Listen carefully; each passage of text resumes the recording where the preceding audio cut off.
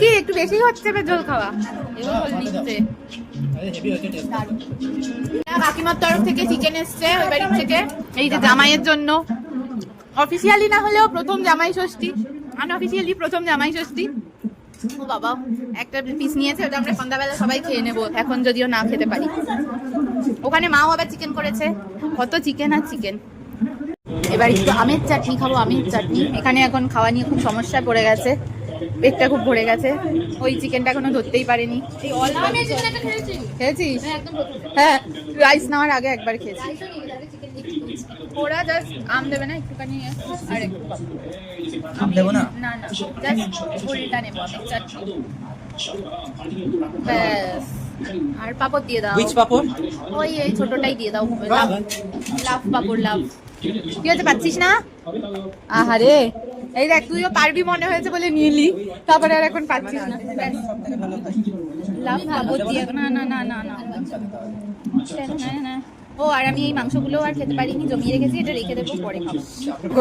তো কি হয়েছে, ভিডিওতে বললাম তো আমি খেতে পারিনি, পরে খাবো, সেটাই বলে দিলাম। এখন আমি লাভ পাপড় দিয়ে আমি চাটনি খাই। তারপরে কি দই মিষ্টি খেতে পারবে তো?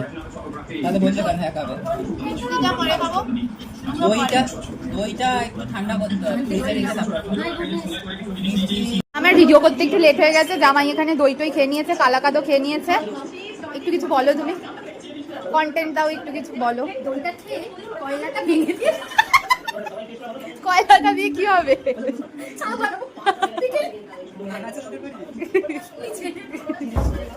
আরে মিষ্টিগুলো খাবে না? আমাকে দে তাহলে একটা খাই। কোনটা খাবে দেখ? এটা খাবি তো? সাদা কাকা, সাদা ও আচ্ছা, এখানে বৌমা ষষ্ঠীতে বৌমা এখন দই খাচ্ছে, মিষ্টি দই। ও এটা রাসায়নিক দই? হ্যাঁ দাও, আমাকে মিষ্টি দাও, একটু খাই।